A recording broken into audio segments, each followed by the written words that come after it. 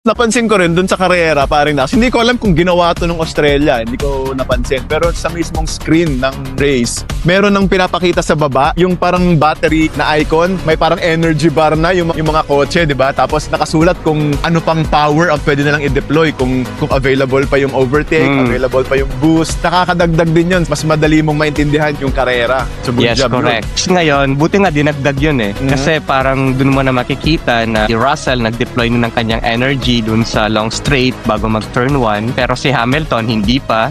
So, there will be a chance na pagdating dun sa next na straight, si Hamilton naman yung magde-deploy ng kanyang boost or yung kanyang overtake. Para makita rin ng mga fans na, okay, there's a huge possibility na magpapalitan pa talaga ng position yung dalawang to.